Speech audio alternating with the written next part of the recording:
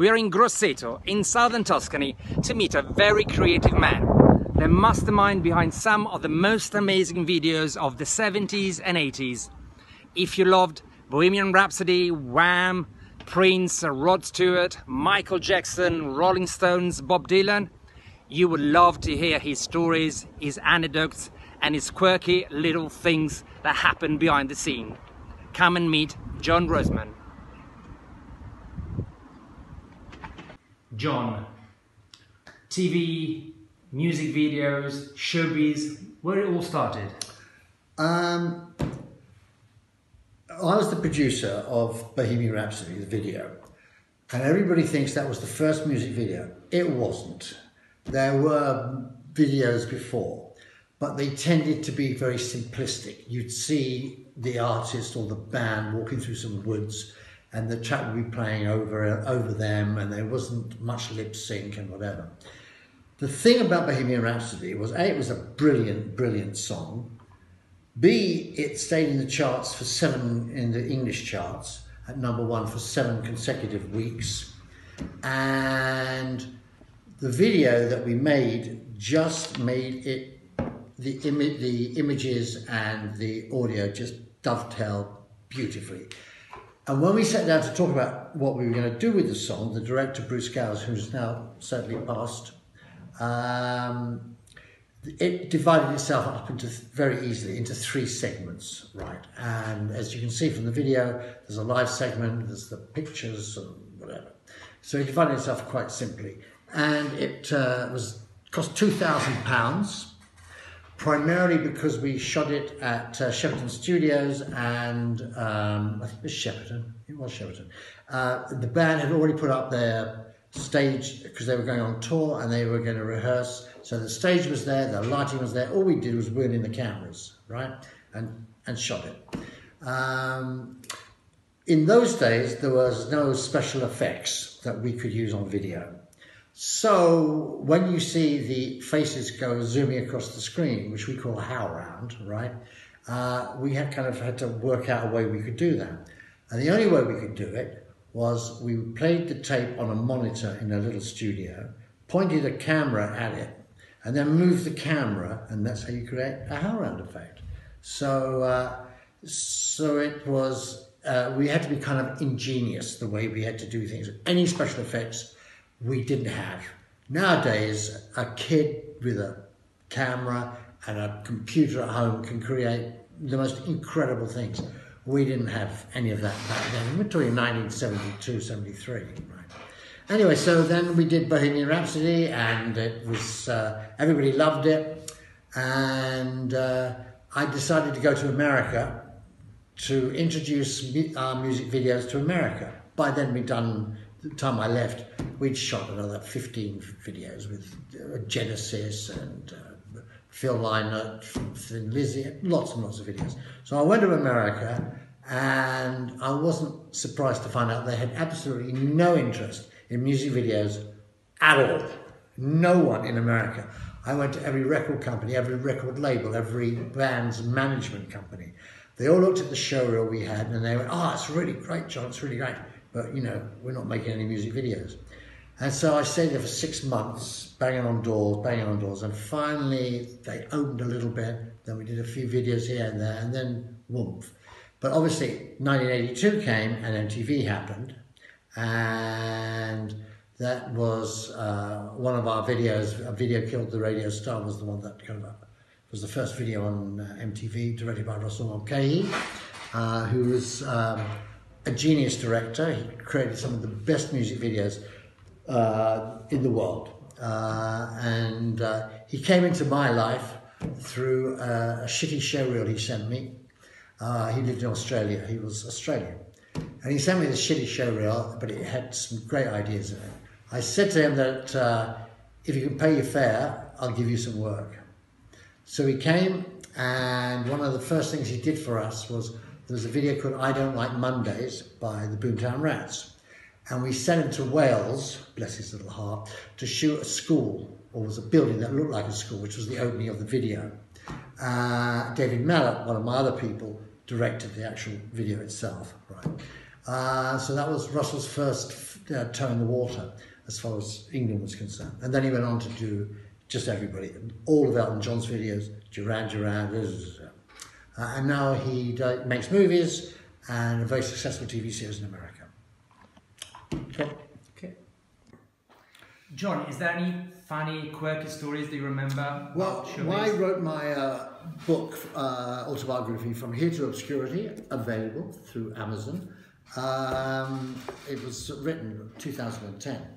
And in order to write the book, because I was writing it about my career as a television agent and as a producer of videos and as a director of videos, but the days when I was making them, there was a lot of alcohol and drugs around, so I didn't really remember too much of it.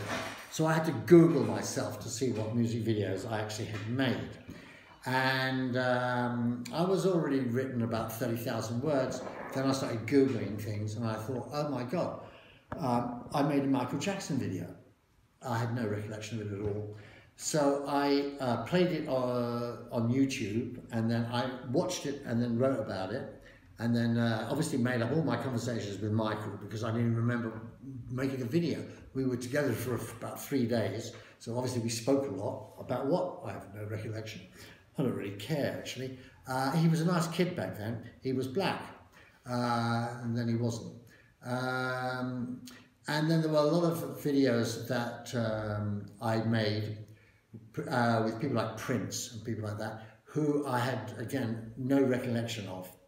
And it was when I had a little dinner party with some of my old producer mates, and I would sit down and I was regaling them of some video I made with some band, and they went, "No, Johnny, that's not what happened." And I said, "What do you mean? It's me. I'm talking about what happened to me." And they went, "No, John. You know, as your producer, I will tell you what happened." And then they start to tell me, and I'm going, "I didn't say that, Johnny." Oh my, really? And it was quite surprising. We had a couple of interesting gigs. The Sex Pistols. Malcolm McLaren phoned me up and wanted to do a video with the Sex Pistols. Now, they were renowned for spitting and gobbing and stuff like that. And I explained to McLaren that there was no way I was working with the Sex Pistols because there wasn't enough money in the world for me to be gobbed on or spat on. And he said, no, they're not like that for real. It's just an act. So I said, okay, I'll tell you what I'll do. Pay me up front, one bit of, and I'm gone, right? With the money. So anyway, they arrive in the studio, and Johnny Rotten comes up to me and he shakes my hand. He goes, "Bohemian Rhapsody, respect." I thought, okay, this is going to be all right. And they were perfect gentlemen, and they did whatever they did. I had a very bad experience with the Bee Gees, because we did "How Deep Is Your Love" from the movie. I can't remember the name of the movie. The disco movie. Saturday Night Fever, right. But nobody told us it was a disco movie these tracks came from. Nobody told us anything at all. I arrive in Miami, and we're making it up as we go along. They weren't good videos, I have to admit. But anyway, took them to LA, and Robert Stigwood, who was the most powerful man in the music business and becoming one of the most powerful people in the movie business as well, because he had a little secret. What he did was he spent the entire budget of the film, which was about $3 million, on the promotion. Nobody had ever done that before. And he spent $3 million on marketing, and it became a massive hit. So I arrive in LA, I get a phone call from this man who had just been the cover of Time magazine to say, bring the videos down to, I'm shooting on a Burbank lot. So I went down there, and he had one of these, not caravans, what do they call them, trailers. And it was like a massive trailer. It was the biggest trailer I've ever seen. And I went in there, and I shook hands with him and everything else. And he said, "Before you show it, hang on." And he got all the people in for the movie he was making. I'm thinking, oh my God. And there was about 70 people there. And I put this thick tape in the machine, and I go to the back of the room thinking, oh my God. Anyway, they played the 3 videos, and then Stig would turn around and he said, "You see, if you want talent, you get it from England." And I thought, hey, that's pretty cool. And so I'm in LA, and in those days, one of the things we made money from was copying the video to go out for distribution to TV companies and whatever else. But I never got a phone call about any copies. So after about 4 days, I rang up Stigwood's organisation, And the guy says to me, Stigwood's changed his mind, he thinks they're all shit. He's getting somebody in from Paris to reshoot them all. Fair enough, I thought. And at that point, I hadn't sent in my bill for my services. So I thought, I'll give it a shot after what happened. So I sent him a bill, $40,000, right? What the hell? Paid it in 3 days. So I was pretty happy about that. But there were a lot of problems that we had with artists, like the Rolling Stones. I was asked to go to Germany to shoot 3 videos for an album. The single from the album was Full to Cry. I don't remember the name of the album. And I can't, Hey Negrita was another track we shot. And the other number, I can't remember. It's in the book. It's in the book. The names of the tracks. Anyway, so we go to Germany and the band is supposed to arrive about 9 o'clock in the evening. This is a fake live, whereas the stage is already set up, they've got their lighting rig all set up, and all we did was move in the cameras and they were going to perform, you know, miming basically. So they're supposed to arrive at 9. Now this stadium, this was an indoor stadium, and at the very top there were these windows that went all the way around, which didn't matter to me because it was night, right? Anyway, they didn't arrive at 9 or 10 or 11. But around about 12:15 they arrive, right? And I'm going to do 3 videos, right? So the guys arrive and they're kind of out of their brains. On their drink was not Jack Daniels, that was the drink and the drugs and whatever. And Mick couldn't remember any of the lyrics, which was a real pain. He was playing keyboards for this track, Full to Cry. And it got to a situation I said, well, you know, Mick, why don't you just go hide behind the keyboard, and if you remember any of the lyrics, you can come up and sing them, right? Anyway, it was a total disaster. We shot that, and we shot these 2 other tracks. And by the time it was about 4:30, 5 o'clock in the morning, light is streaming through all these windows now. And it was just a disaster. The whole thing cost about 120,000. But when I got back to London, I think it was Warner Brothers we were shooting it for, Warner's Records or whatever. And I said, it's just a disaster. And they said, well, you know, we're not going to give you the money. I said, it's not my disaster, it's your band's disaster if they turn up 4 hours late, blah, blah, blah. So they said, well, how can we fix it? So what I had to do was I got Mick, he was in, he owns a huge chateau in France. I got him to fly over.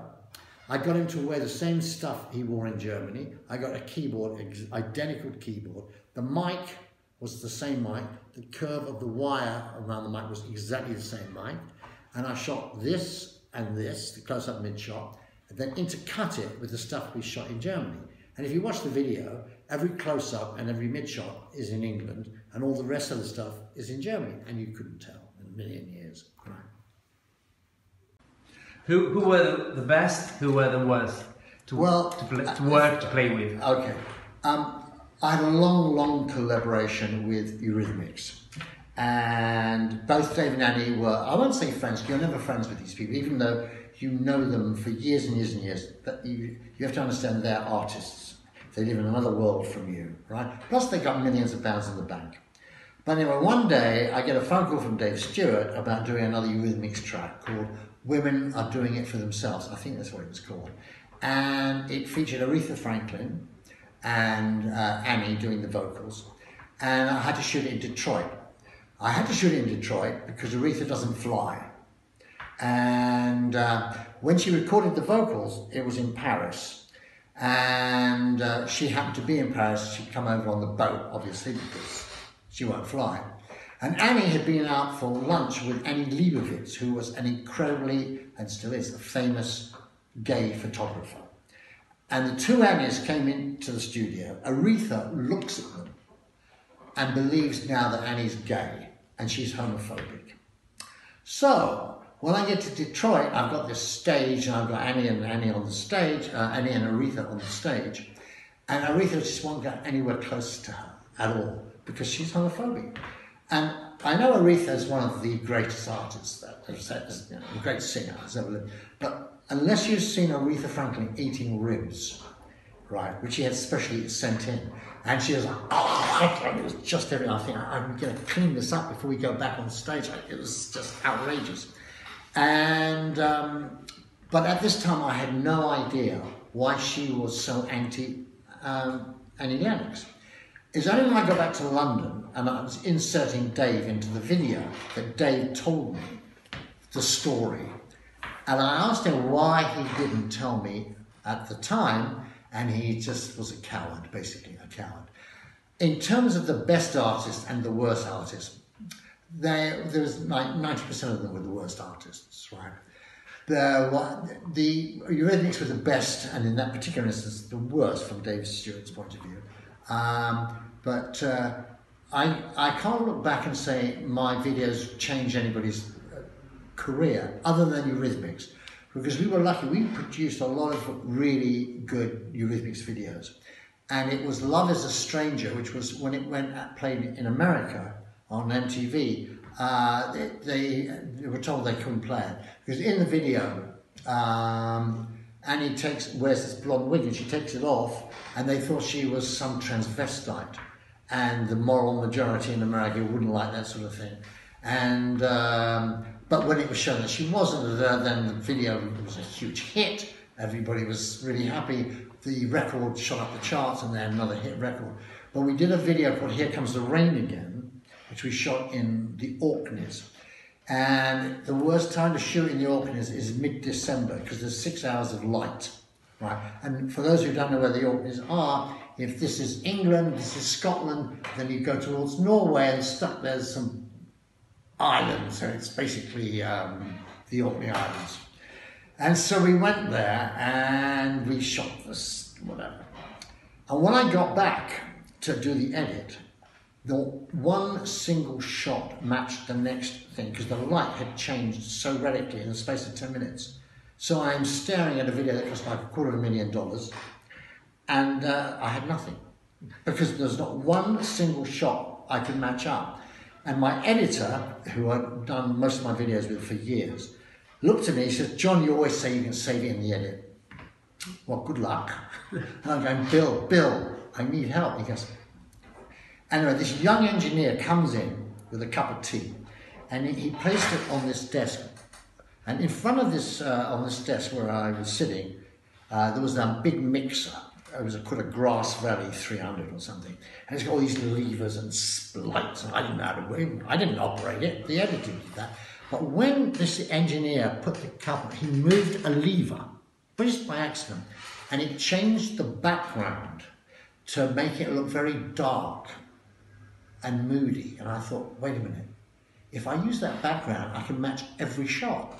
So I said to my editor, I said, "Bill, give me 10 seconds of this," right? So and hooray, it worked. Fantastic. So we made this video, and it was now very moody and very, you know, very, hang on, I'm going to use it. Yeah. But anyway,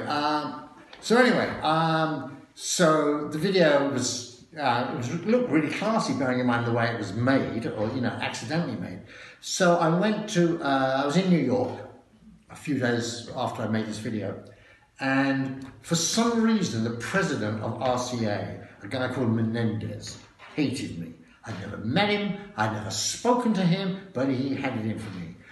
His president of videos, film and TV was a really good friend of mine, a guy called Tom Kuhn. I was in Tom Kuhn's office, just shooting the breeze, and Tom's phone rings, and he answers it, and he puts the phone in and goes, "That's Menendez. He's heard you in the building." What's he going to do? So Tom left to go and have a meeting with Menendez, and then he comes back, and he says to me, "Well, that was interesting." He said, Menendez said, "I've just seen Here Comes the Rain Again. Right, we've got him now. It's a piece of shit." Right. And Tom Kuhn says to him, quite honestly, he said, "It's the most requested video on MTV. And Menendez goes, "We'll have to get it next time." And there wasn't a next time, because I think it was about a year after that, he and his wife were slaughtered, were shot to death by their sons. Oh, yeah. Oh, what a happy family that was. Sorry, I can't give you any Prince stories because I generally don't remember. So, Rod Stewart, what do you recall? What do you remember? Well, my first video with Rod Stewart was interesting. I got a phone call, this is absolutely true, to say, could I go to Toronto on June the 6th to shoot a band called Rush. I'd never heard of this band. And as I explained before, my passion was classical music, so I never heard of this band. And then about 2 hours later, I got a phone call from the Bee Gees management. Could I go to Miami on June the 6th to shoot 3 tracks for the Bee Gees? And I thought, yeah, I'll work it out. Oh, yeah, sure.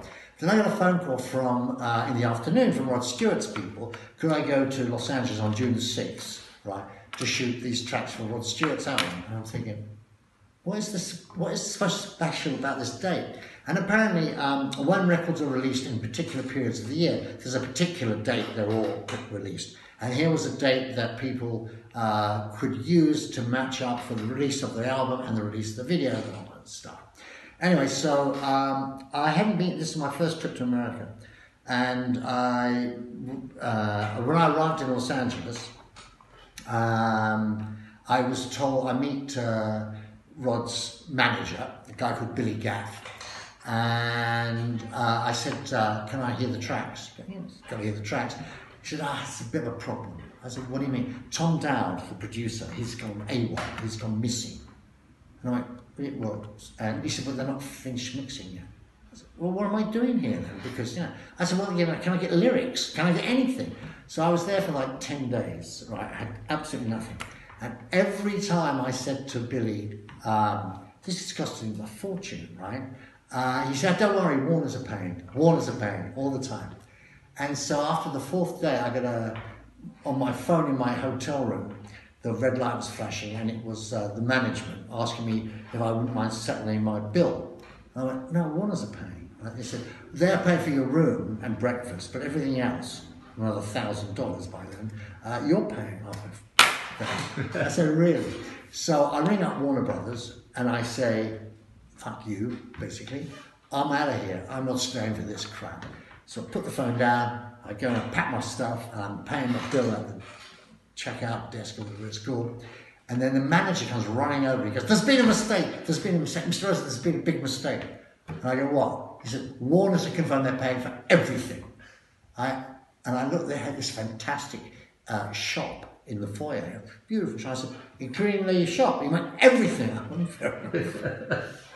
I took them for thousands of dollars. I bought this huge boat. I have no interest in boats. It was about $2,500. I had it shipped back to England. Anyway, it doesn't matter. So meantime, Rod's not available to talk to me, and I finally get the tracks. And my director, Bruce Gowers, who I worked with, flew over from London, and he's in his room taking a shower. In the bar and the hotel, I've got the entire crew there to be told what we were going to do. We had no idea what we were going to do. We were talking on the way down in the lift to where we were going to meet everybody about what we were going to do. Now, we'd had a studio for a day, and we had a mobile truck with 6 cameras, which we were going to go down to Malibu and shoot some stuff. We were just making it up as we went along, because we only had the tracks 24 hours. So we go into the bar, and everybody's talking, and Bruce is being Bruce, and the phone rings as, is there a Mr. Roseman here? Is there Mr. Roseman? I took the call. Yeah, it's Billy Gaff, the manager of Rod Stewart. John's been a bit of a hiccup. I go, what? He said, Bruce changed his mind. He doesn't want to do them.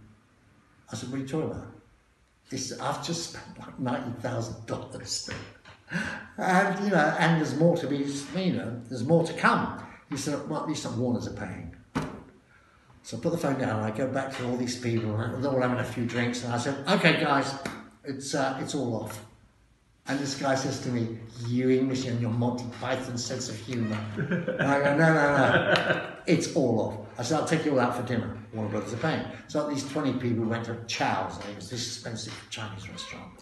And about 1 o'clock in the morning, in those days, no mobile phones or anything else, so I would leave where I was going to be with the hotel. So it's 1 o'clock in the morning. We're pretty wiped out by this time. The phone rings, and somebody says, is it Mr. Roseman? And so I pick it up, and it's Billy Gaff. He's changed his mind. I said, what do you mean he's changed his mind? No, he's going to do them. And I look at the crew, and I think they're absolutely out to lunch, drunk out of their minds. And we're supposed to be shooting instead of 7 hours, right? So I go, okay, fine. So I go back, and I say, okay, guys, this is not a drill, right? This is the real thing. Coffee, and we'll get the hell home. We're shooting tomorrow. And this guy goes, you and your Monty Python humor, get out, right? So we arrive at the studio the following morning, and it's 9 o'clock. He's supposed to be there for like 10 o'clock, 11 o'clock, no Rod, 12 o'clock, no Rod. So I'm ringing up his manager going, where is he? Oh, he kind of got a bit lost. I said, what do you mean, doesn't he have a driver? He said he's taken on this, he's just bought this fantastic car and he wanted to drive it there himself. I think, oh, Jesus Christ. So anyway, 1 o'clock. So I ring up Billy again. I say, Billy, this is now ridiculous, right? Because we're going to be going into overtime. I mean, the bill's like well over $120,000. What Billy didn't know was that Warner's were taking all the money from their record sales. So it didn't matter. It didn't matter to me. Anyway, then I get a phone call about 2 o'clock. He's changed his mind. He's not doing it. So that was that. So the following day, I've got this truck which has cost an absolute fortune, and we're supposed to go down to Malibu. We haven't shot anything now, and Bruce and everybody just took off from Malibu looking for locations of sort of stuff we would need. And then I stayed in the hotel because no mobile phones. I had to wait if anything changed. Get a phone call about 10 o'clock, and this voice says to me, "Oh, John, sorry about the mix-up. It's Rod." Hello, Rod. He said, yeah, sorry about the mix-up. Mix-up? I said, he said, look, can you like shoot it at my place? I said, we'll shoot it anywhere you like. I just shot in an abattoir. So I have to now wait for the crew to call in, which they did about 30 minutes later. I said, this is the address. So I had to shoot Club Tropicana. I didn't have to shoot it. Nobody had a gun to my head, but... And anyway, so it was shot in Ibiza. Wham and their backing singers, I think they were called Pepsi and somebody, can't really remember.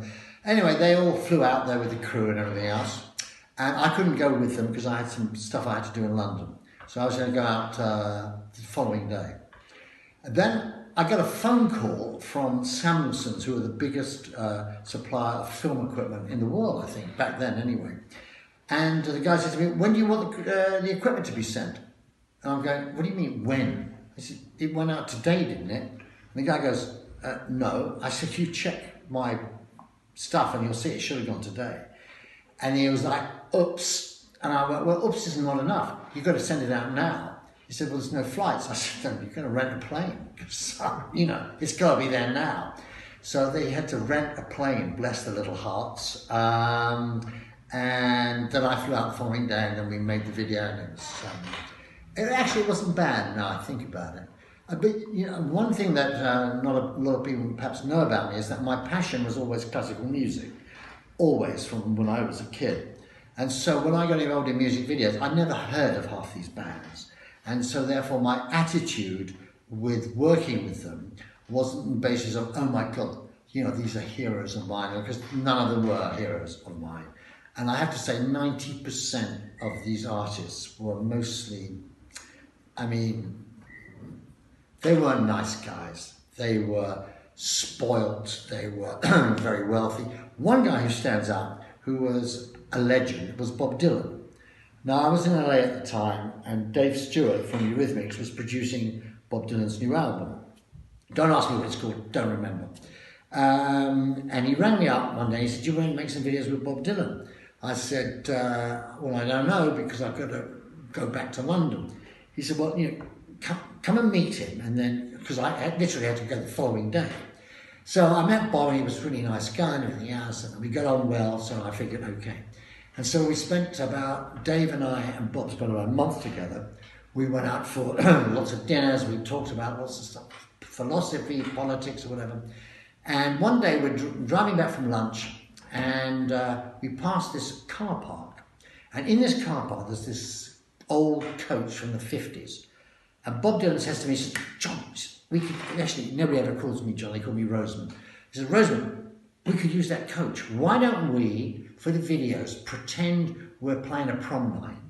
And we get the band in the coach and we drive to this place, which is going to be like a prom night. Oh, yeah, that's a great idea.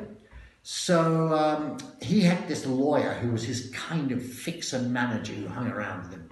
And so one evening we were having a few drinks or whatever, and this manager guy comes up to me and he said, you're not going to use that coach that Bob's been talking about, are you? Because, you know, if it's like 50s, it'll break down. Now you have to understand, Bob didn't have a band as such. So Dave invited these classic musicians, people from Talking Heads. We had Clem Burke, who was the drummer from Blondie. We had all these really famous musicians pretending to back Bob Dylan for the video. And this coach was going to be full of these A-listers, right? And so this guy says to me, so you can't have all these A-listers and there's Bob Dylan, if it breaks down, what's going to happen? I said, don't ask me, Bob wants to do it, have a word with him, right? So anyway, we did it, and it broke down in West LA, which is not the best place to break down. And so we'd hired this Methodist church to do the venue for the prom night. It was about a mile away from where we broke it down. So all these famous artists, Bob Dylan, these guys, Talking Heads, and, Clem, Dave Stewart, one had to walk a mile, right? No one gave us the time of day. Nobody. Nobody looked at us. Nobody stopped us. There were no autographs, nothing. So we get to the church and we're filming away. And I said, you know what? We need some audience. We need about 100 people here to give it a five. So I called up the local radio station and I said to them, I told them who I was, I told them what we were doing, I told them who was in the band, and so I said, I want people here by 6 o'clock. So I said to one of our runners, I said, I need security. I said, God knows how many people are going to turn up. It's the first 100 get in, right? So I said, get me security. So he got the security. 6 o'clock comes, there's nobody. Absolutely nobody. Okay. So anyway, I called up the the radio station. I said, what's going on? There's nobody here. And they go, we thought you were just joking.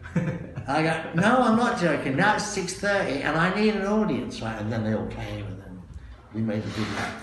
Yeah. Did you have, what was your creative input in the videos? Did you feel that you added something or you were just getting the job done? Okay, to begin with, in the early 70s, nobody had any idea about music videos.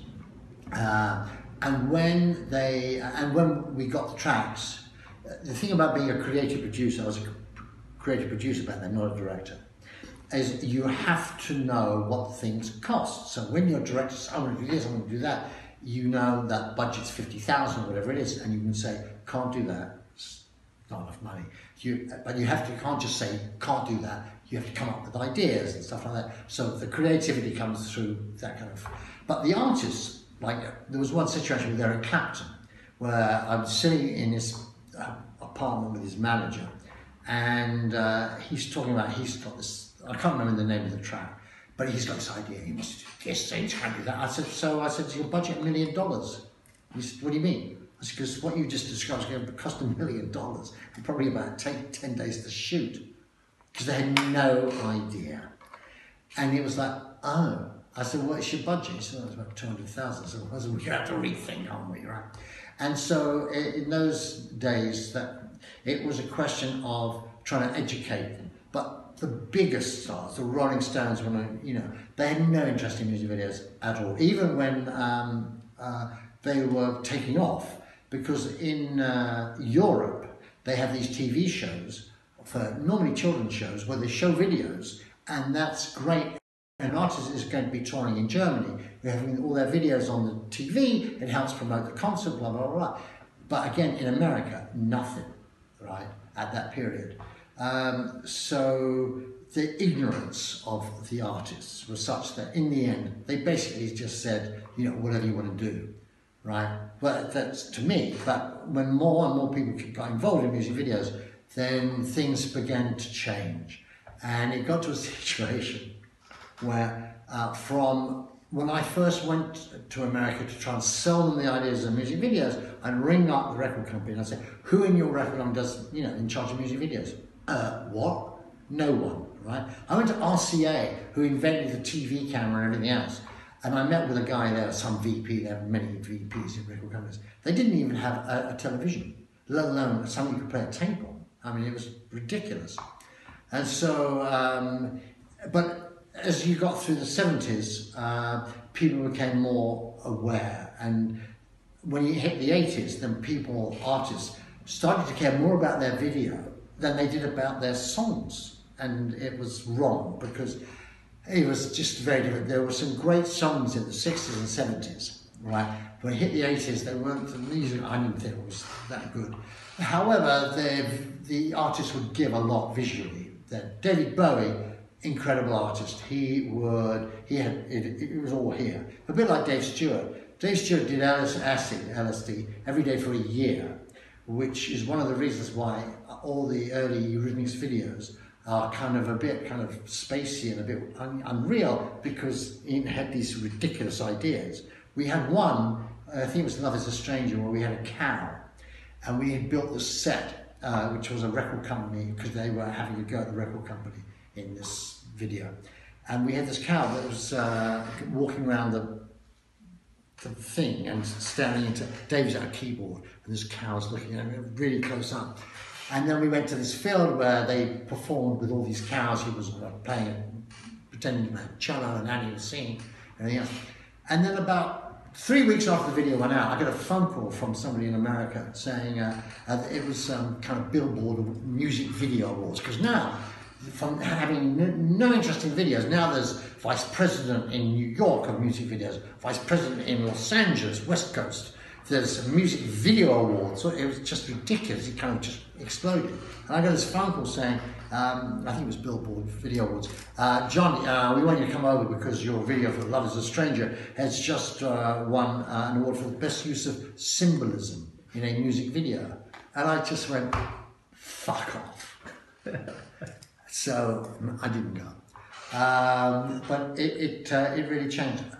What it's like now, I dread to think. Because nowadays, kids with a camera and a computer at home can make these. I was working with crews of 30, 40 people, right? You never have that nowadays. There are some videos where you need those crews, where some artists, extravagant, particularly if there's a lot of dance in it. Then you need choreographers, you need dancers, you need cameras, But that's, most videos I think today are kind of pretty cheap and cheerful. That said, I've got to say the talent from a lot of the young people in terms of their ideas is quite incredible. I mean, I respect very much. I was asked by an Italian artist, I think it was 4 or 5 years ago, to shoot a music video, which I did not want to do because I hadn't made them in a long time, but he had a big gun. No, and I shot this video, and it was just, then I realised it was a big reminder of why I didn't do it anymore. My abiding memory, and this is the last thing I'm going to say, my abiding memory of making music videos was how much my feet hurt. Because you're on your feet. On a Wham video, we filmed for 25 hours. Literally 25 hours. It's a track called Bad Boys, I think it was. And the dancers in it went on strike, quite rightly, I would have done as well, after 15 hours, and demanded vast sums of money, right? And when you watch this video, it's like the end sequence with these dancers and George and Andrew originally, they're dancing away, and it's done in slow-mo because everybody was absolutely useless and it was a disaster. But you can't quite see that with a bit of smoke and a bit of slow-mo. Fantastic.